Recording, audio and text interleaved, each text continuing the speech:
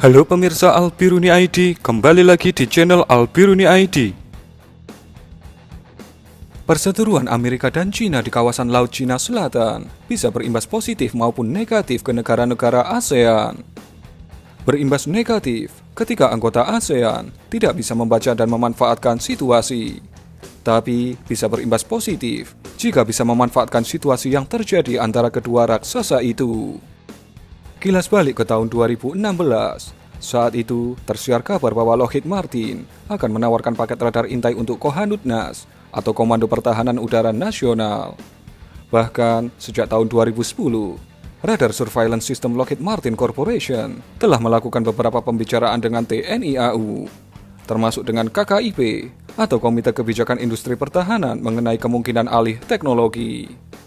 Sehingga radar intai Hanut yang ditawarkan Lockheed Martin nantinya dapat dibangun sendiri oleh industri pertahanan di dalam negeri. Tentang jenis radar yang ditawarkan untuk Kohanut-NAS saat itu adalah tipe AN/TPS-77 atau AN/FPS-117, yaitu radar yang punya peran sebagai Long Range Air Surveillance.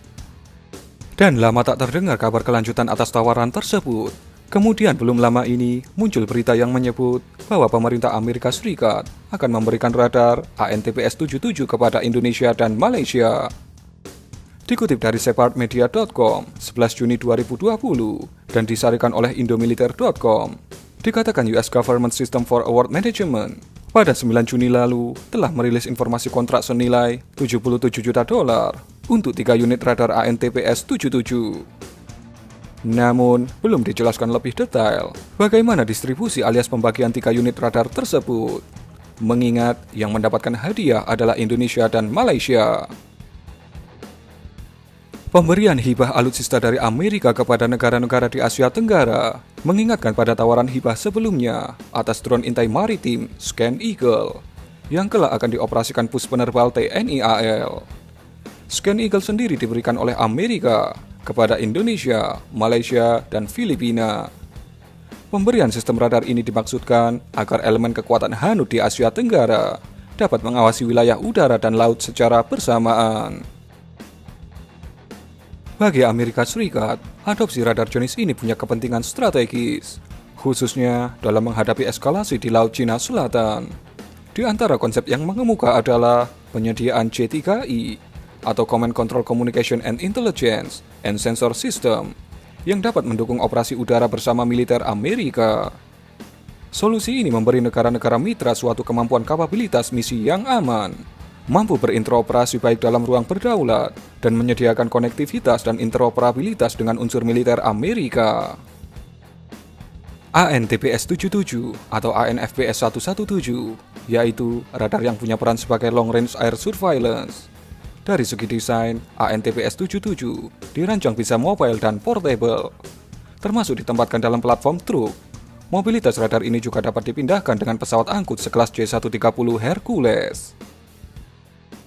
Sementara AN/FPS-117 adalah versi AN/TPS-77 yang dirancang sebagai fixed radar dan ditempatkan pada satu titik tertentu. Kabarnya, yang akan diberikan ke Indonesia dan Malaysia adalah varian mobile TPS-77MRR atau Multi-Role Radar yang ditempatkan pada platform truk 6x6.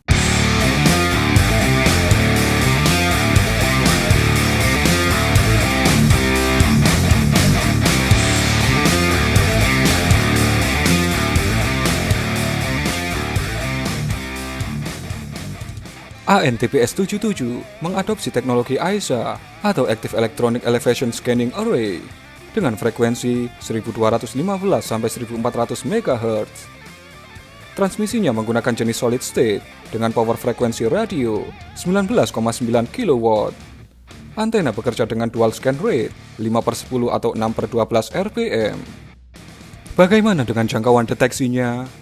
Radar AN/TPS-77 dengan source elevation min 6-20 derajat dan track elevation min 6-50 derajat dapat mengendus sasaran pada jarak 300-470 km dan ketinggian deteksi maksimum 30,5 km. Dari sisi performa, radar ini dapat beroperasi secara maksimal dengan akurasi 99,5%. Sementara masa penggunaan radar ini hingga 2000 jam. Untuk proses penggantian dan perbaikan komponen yang aus, pihak Lockheed Martin dalam rilis menyebut hanya dibutuhkan waktu kurang lebih 45 menit. Sejauh ini, belum ada tanggapan dari Kementerian Pertahanan Indonesia atas tawaran hibah radar dari Amerika ini. Melihat periode kontrak pengerjaan yang 48 bulan atau 4 tahun, sepertinya radar Intai Hanup ini belum akan datang dalam waktu dekat ini. Bagaimana reaksi Anda mendengar berita ini?